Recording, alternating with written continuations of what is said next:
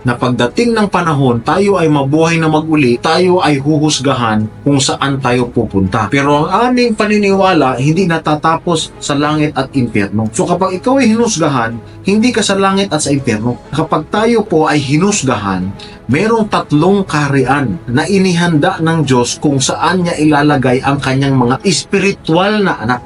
Itong mga kaharian na to ay tinatawag po nating una, celestial, pangalawa, terrestrial, pangatlo, celestial.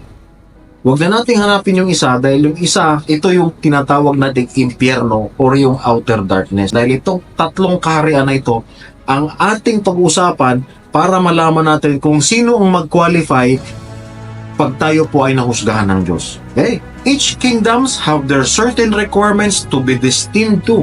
Hindi ganoon kanipis ang pagkakataon mo na kung hindi ka sa langit, sa impyerno ka. Kung hindi ka sa impyerno, sa langit ka. Meron tayong tatlong kaharian na nakahanda para sa atin. Mababasa mo ito sa 1 Corinthians chapter 15 verse 40 to 41. There are also celestial bodies and bodies terrestrial, but the glory of the celestial is one, and the glory of the terrestrial is another.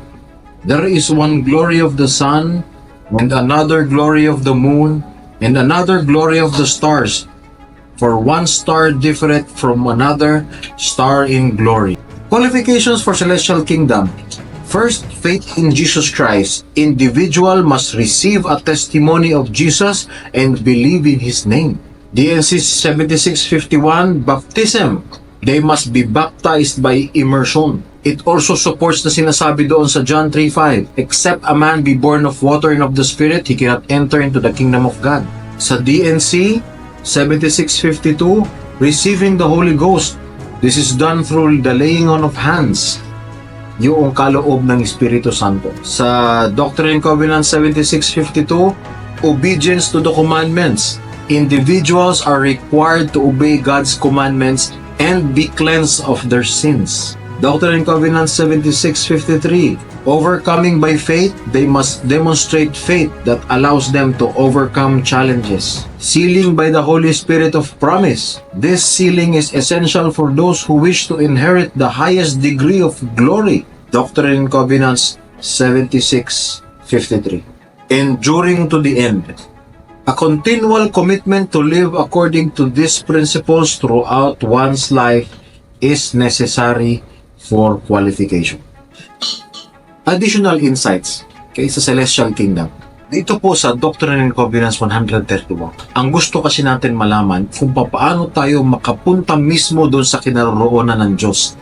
To attain the highest degree with the Celestial Kingdom, individuals must enter into the new and everlasting covenant of marriage, which is often referred to as celestial marriage. This covenant allows for eternal family relationships and is critical for exaltation. In the celestial glory, there are three heavens of degrees. Sa tatlong division na yan, celestial, terrestrial, at telestial. Ang pinakamataas dyan, celestial. Okay? Celestial kingdom. Sa celestial kingdom, nahahati pa sa tatlo yan. Sinabi dito, in the celestial glory, there are three heavens of degrees. And in order to obtain the highest, a man must enter into this order of the priesthood, meaning the new and everlasting covenant of marriage. If he does not, he cannot obtain it. He may enter into the other, but that is the end of his kingdom.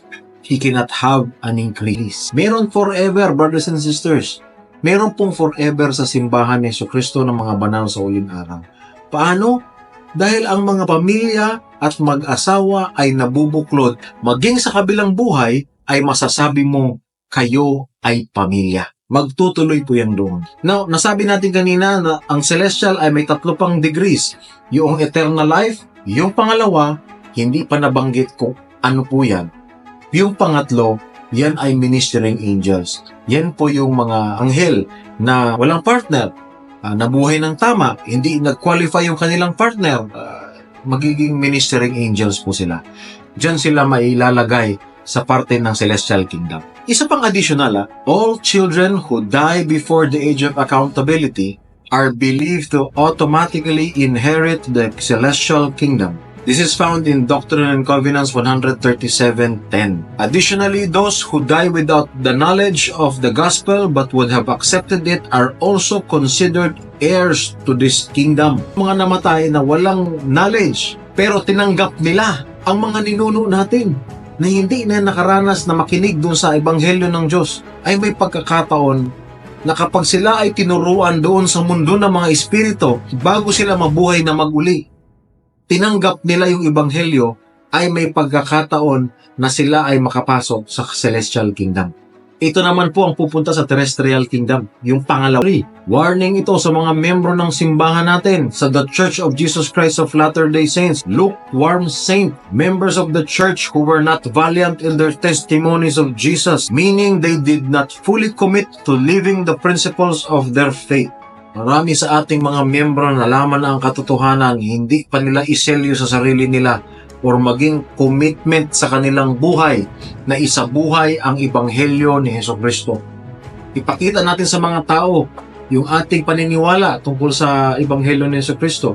Pag nagawa natin yun, dito tayo ngayon magka-qualify na mapunta sa celestial kingdom dahil hindi na tayo lukewarm. Ang lukewarm, maligam-gam, hindi siya mainit, hindi siya malamig. Pag malamig ka, wala na yun. Malamig, naglamig.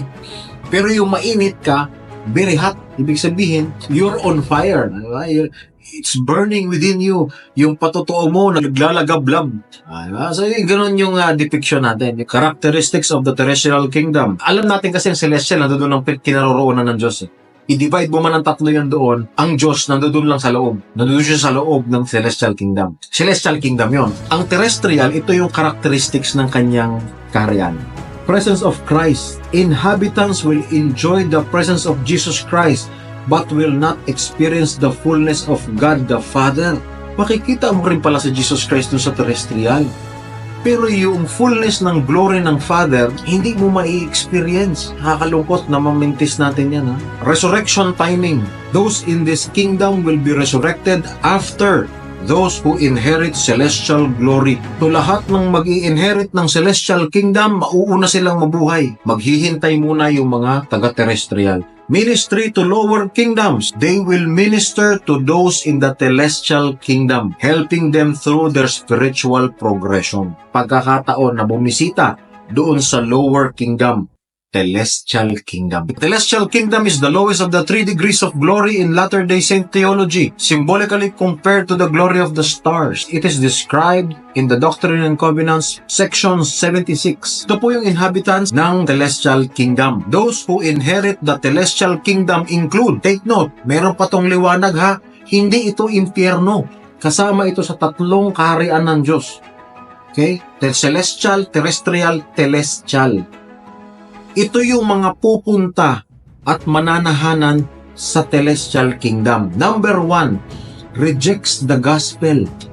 Individuals who did not accept the gospel of Jesus Christ during their mortal lives, including those who were liars, sorcerers, adulterers, and whoremongers. This is found in Doctrine and Covenants, section 76, 99 to 101. Wicked individuals. This group encompasses various categories of sinners, such as murderers, idolaters, who did not repent before death. Doctrine and Covenants, section 76, verse 103. Dito mapupunta yung mga mamamatay tao. Yung mga nagsasamba, mga Diyos-Diyosan. Diyan sila pupunta. Naalala po ninyo, kapag tayo ay namatay, hindi pa naman tayo mahuhusgahan kaagad.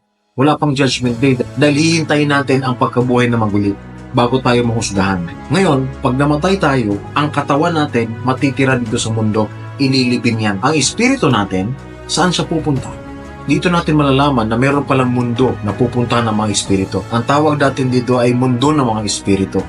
Dito natin makikita ang paraiso at sa kabilang buwan, paradise and prison. Doctrine and Covenants, section 76-84. Those in the spirit prison, most inhabitants will have spent a period in spirit prison during the millennium, where they will have the opportunity to accept the gospel and repent before being resurrected to this kingdom. Diyan magkakaroon ng pagkakataon yung mga taong nandoon sa bilangguan. Dito sila magkakaroon ng oportunidad na makapagsisi ng kanilang makasalanan bago sila mabuhay sa resurrection. Ito yung characteristics at limitasyon. The glory of the celestial kingdom is described as surpassing all mortal understanding. Okay, the glory of the celestial kingdom is described as surpassing. Nakakahigit pa rin sa kung ano nalalaman natin dito sa mundo. Kasi kingdom pa rin siya eh. So, ibig sabihin, mas surpassing pa rin yung knowledge doon sa celestial kingdom. But still significantly less than that of the celestial and terrestrial kingdoms. Yung glory or kalawalhatian ng celestial kingdom ay nasusurpass o nakakahigit pa rin sa kaalaman ng tao dito sa mundo. Pero, mas nakahihigit pa rin yung terrestrial at saka celestial kingdom sa kingdom na ito. Each person's glory within this kingdom varies based on their earthly actions. Inhabitants will be resurrected after those in the celestial and terrestrial kingdoms. This resurrection occurs at the end of millennium. Millennium is the 1,000 years. So, ibig sabihin, sa katapusan ng millennium, sa 1,000 taon, dun pa lang sila ngayon babangon. Ang resurrection ay mangyayari lang sa mga taga-celestial pagkatapos ng millennial reign. So, matagal-tagal nilang hihintayin yan bago sila mabuhay ulit. Those in the celestial kingdom cannot dwell in the presence of God or Christ.